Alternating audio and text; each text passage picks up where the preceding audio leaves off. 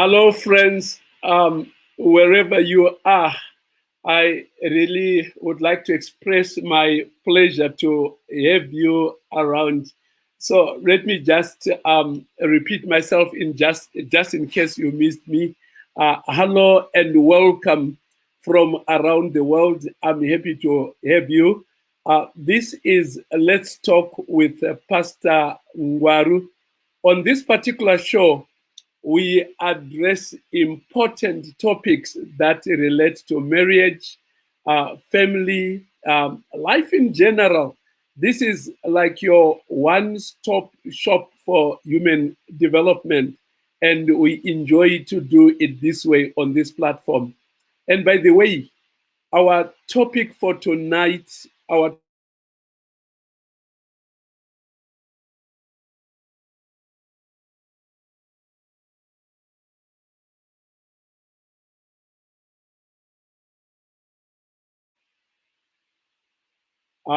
we have a little hitch there with our connectivity. I hope it will not cause a problem. Let me just repeat. Our topic for today basically is four things that bless or curse your life. That's what we want to look into. And I remember reading from Deuteronomy chapter is it chapter 30 and verse is 19. And it actually says that, and this is God speaking, and he says, "Behold, I have laid before you life and death, blessings and curses. Therefore, choose life." And I want to say that tonight, as we also are going to outline things that either bless or curse our lives, and that we are going to choose to operate from the basis of being blessed. And thank you for being around once again. The first thing that I would like to bring out, basically is something that we call success.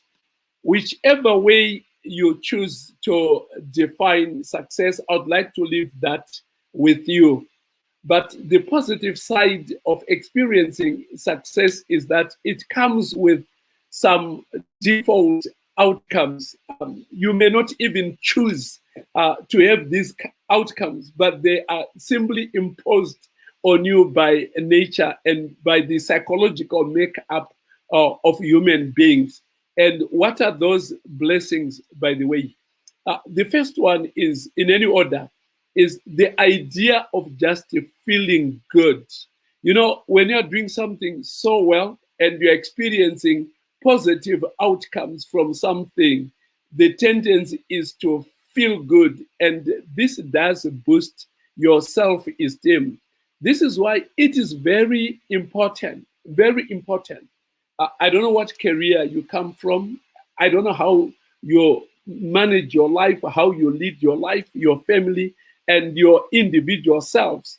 But I want to tell you that no matter who you are, it is important to identify in life something where you can register a positive outcome, where you can register success.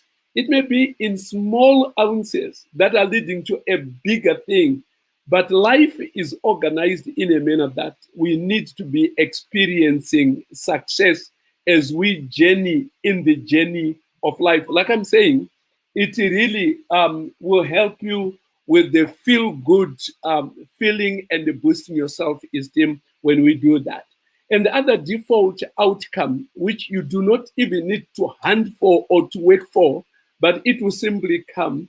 And this is people tend to be attracted by success. They tend to move towards successful people, and you have a good rating as far as your approval rating is concerned. Of course, we see this in presidents, we see this in people that are in top management positions and whatever. The polls are taken to measure how people feel about them and what have you. You may think that this is just for presidents and top executives and what have you, but this also applies even in ordinary lives. When you are successful in life and you are good at something, there's a tendency of people wanting to come towards you, as it were. And of course, the other thing that you may also realize as a benefit of success by default is actually what I would like to call positive reinforcement. And by this, I mean when you do something good and you are rewarded for it and you receive good commendation for it, or you actually enjoy it yourself, that you have done something wonderfully well, the tendency is you want to do it again and you want to do it again, or you want to try other things so that you can continue to benefit from positive reinforcement. So success begets success and it motivates us to move in that direction. And no wonder, I actually would like to say that please, by all means, when you're coming up with the plans, do not come up with the plans that are not associated to some measurement of success, so that at the end of the day, you don't want to simply do activities, but you have no way of measuring your success in those areas. Like I'm saying, maybe if you want to move a mountain, you may start by moving it an inch, then the next inch, then the next inch, and you can celebrate these small successes along the way. Human nature is built around this. Many people who simply exist and do things and they have no way of celebrating success, at the end of the day, they are bent out. There is no motivation in their life. They don't want to try anything at all.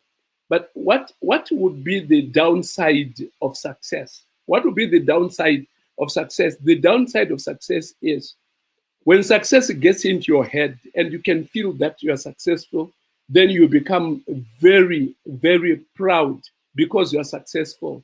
You will notice that there's a saying that pride goes before a fall or before the fall. You can see once you become very proud of your achievements, very proud of your success, you are actually on your way out. You are actually going to exit from a life of success. It is not sustainable to have success and to be proud at the same time, because we see people abusing the power of success, because success does psychologically and socially impose you with certain powers, because now people recognize you, people appreciate you. There's a tendency where you may get to a point where you don't want to be corrected, you don't want to be helped, you don't take suggestions anymore. And when that happens, definitely, like I'm saying, you are on your way out. Imagine if you are a footballer and you are the one who bangs balls behind the net all the time. And because you are receiving accolades and people are appreciating what you are doing, people recognize that, then you get to a point where you are very proud, you become very rude, and you now don't want to practice seriously, you don't want to take orders and what have you. When you get to that point, success is actually getting to a point where it is damaging you. And of course, I will not fail to advise you or to let you know that success, much as it is wonderful and it can actually be attractive to other people toward you, there are those who will not appreciate your success, and they actually will register opposition. They'll become your enemies because you are successful. Always, always in life, you need to budget that psychologically, that much as you may be very successful in your own understanding, or as other people may tell you are very successful, not everybody is going to enjoy your success and they will tend to work against you. So don't try to please everyone. Not everyone will get pleased by your success. Be successful for the sake of success. If you are trying to do it to please people, you may be disappointed because not everybody would be in a position to enjoy your success. The next thing, of course, is money. I wish I had all the money that I can possibly find on planet Earth. I would not mind to have all the money that life can provide, because it comes with certain advantages and blessings, although there could be a downside that we are going to be looking at. When you have all the money that you can have, you may not have the World Bank to yourself. You may not have maybe the reserve bank of your country to yourself. But maybe you have a good salary, you have a good income, maybe you have a good business, and what have you. What blessings do we get from that? I want to tell you, friend, that money solves a lot of problems. One of those things is it gives you capacity to be able to act. Do you want a good medical aid? You want money for that. Do you want to drive a good car? You want money for that. Do you want to stay in a good house? You want money for that. Money helps our plans to be realized. There are a lot of countries that are poor because they don't have money to finance their programs. Many companies would like to work differently, but they don't have money for their programs. And this may also include individuals. No wonder it is very important in life to connect yourself with the sources of money. You may not have money yourself, but sometimes you have an idea that will connect you with the people that have money, and they can turn your idea into a money-making idea. I remember I was doing some kind of research on success and what have you, and I came across this retired teacher at 76 years of age, and she had always wished she could be a millionaire, but as a teacher, there was no way she could do that. No way she could do that. She failed dismally to be a millionaire during her workful years. But at 76, she wrote a book and took it to a publisher who looked at it. And in that very year, she became a millionaire. Here is a person who had no money, but she had an idea which she took to people that could translate it into money, and it worked wonders in her life. So money capacitates us to achieve goals, visions, and ideas. And of course, you will notice that another default element with money is people who have money tend to enjoy social recognition and social influence.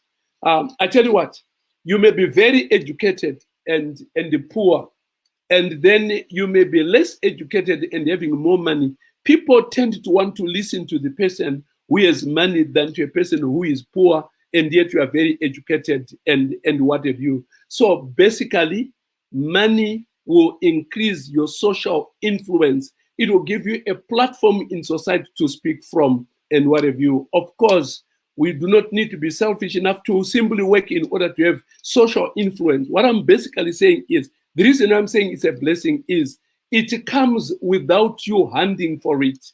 There you are, you have money, and people are willing to listen to you. They're willing to listen to you. That's why it is important, even for church, to have people that have money. In your community, to have people that have money. They have money and they have senses, they have morals, they have principles. Those people will be a social capital to society and what have you.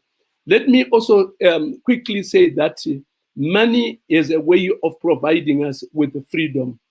I can eat what I want. I can go where I want. I can have a holiday where I want. I can do anything. The ability to control money and to have money that you can call yourself and you've got control over that, it has got positive mental health benefits that come with that. I remember in the 80s, I was reading another book. I can't remember the title, but one thing that I can not forget from that book is when you do not have money that you cannot control, when you have no money of yourself, you run into mental health challenges and whatever, because you have no freedom to do this, you have no freedom to do that, and so forth. You tend to be out of control. It's like you have no control over what is happening because you don't have the means to finance whatever it is that is important in your life. It is not a sin to have money. For the church, we need money. For the community, we need money. For governments, we need money. Everybody needs money. You as a person need money. Without money, life can be very, very, very difficult. But what is the downside of having this freedom, this capacity, and this social recognition that we get from others? Sometimes people get to a point where they live wildly. You remember the prodigal son in the In Luke chapter 15, the guy leaves home and he goes to a faraway country and he lives wildly. You know, sometimes people that have money sometimes allow money to control them. We allow money to control ourselves so that at the end of the day, you have no breaks, you have no restraints, you drink to death, you drive to death, you get into affairs to death. Everything you are going to extremes. Why? Because you have money. Because you have money. So if money is not properly controlled, if it is not an asset that is designed to improve your life, it can actually be an asset to destroy your life. We have heard of lifestyle diseases, the diseases of rich people.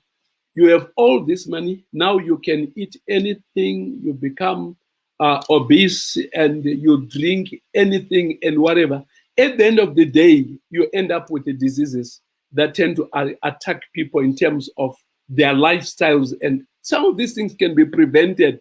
But because we have money, we think like, man, I am not sick, but let me drink myself to death and stuff like that. And this can actually be a curse to yourself. Can you imagine? I've actually been thinking about this. Can you imagine? You are educated and you have money and you have good health. What an opportunity. What an opportunity to have education and you have money and you have good health. But many times we have money and all these diseases and whatever. You don't need to get to that point. Let money help you prevent diseases than bring diseases in your life. It needs to be managed well.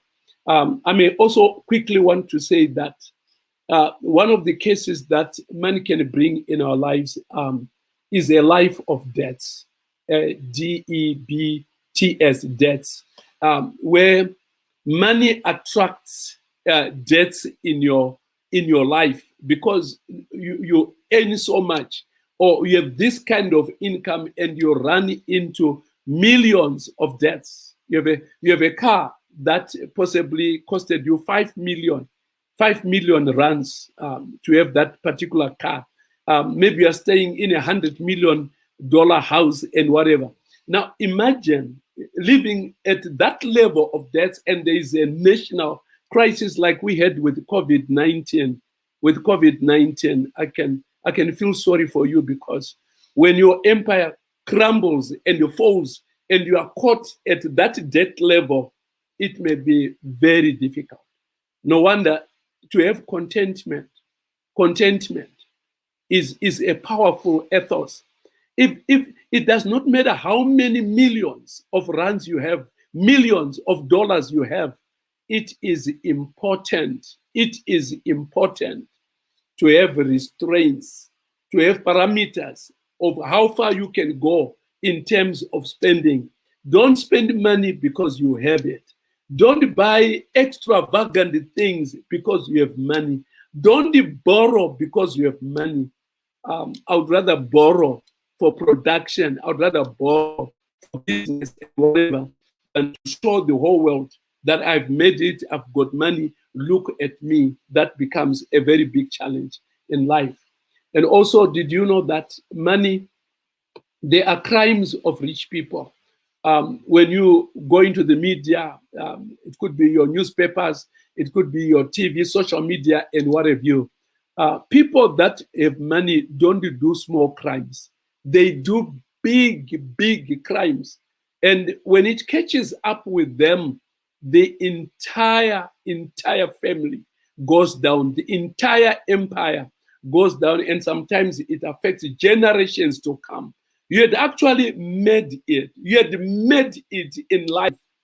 But the idea of thinking like you can cut corners to have more money because you have money may actually be very detrimental.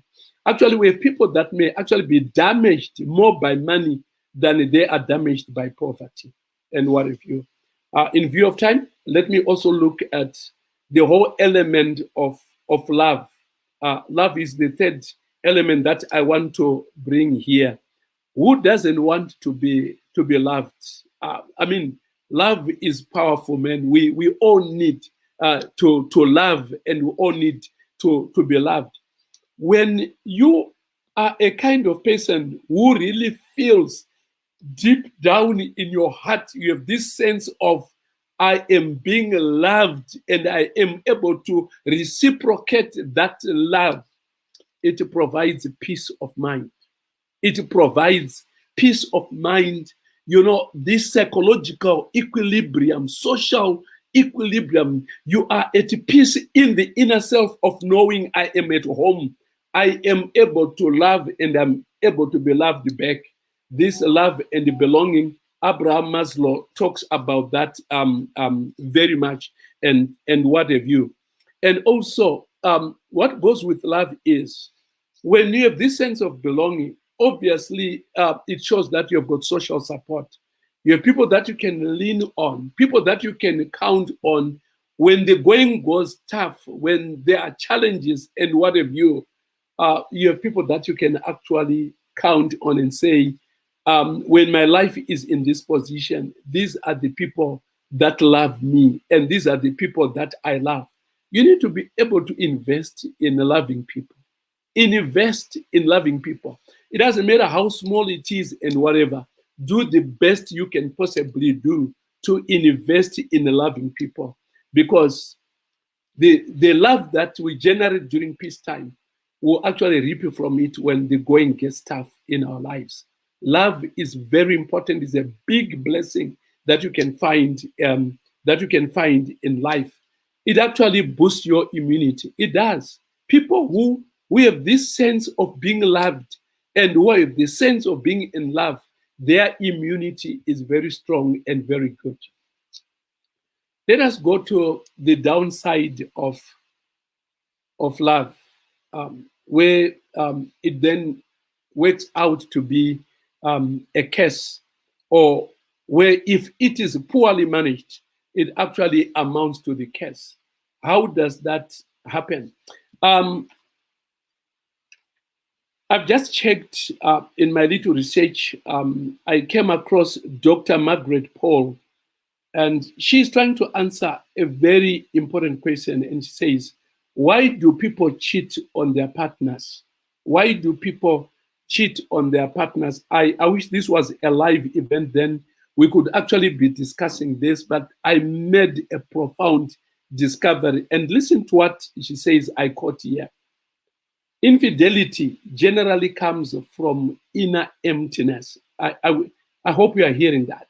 Infidelity generally comes from inner emptiness. When the underlying reason is emptiness due to self-abandonment, the addiction is to attention, approval, or sex, using another person to fulfill the inner emptiness that you have. End of quote. Do you hear what she is saying? It resonates very well with the Bible text that I gave you the other time. I think in my in my previous presentation, which says, "Love others as you love yourself."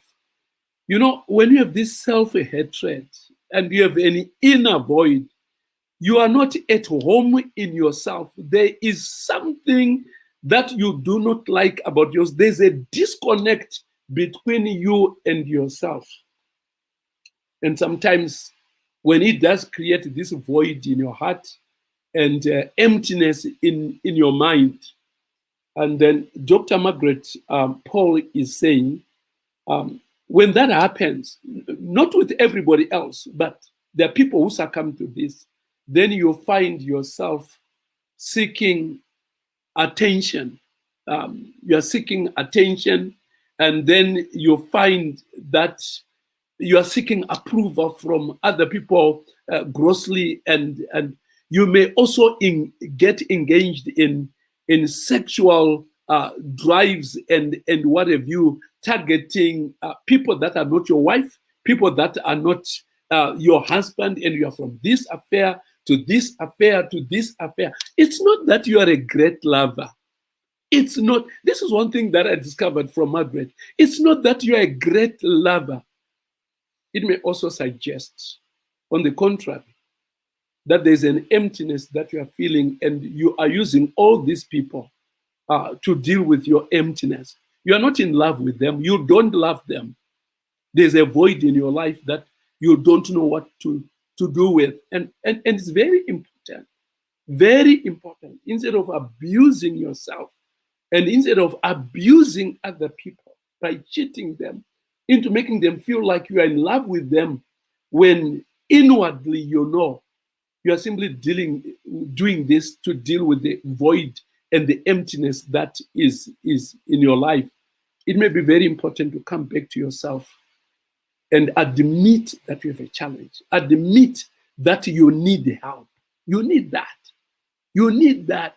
To be frank, I'm telling you, it's not normal. It may be in other people's definitions to get from this love affair to this love affair and this love. You are the very same person who is trying to love the whole world, and you want to tell us you are enjoying life.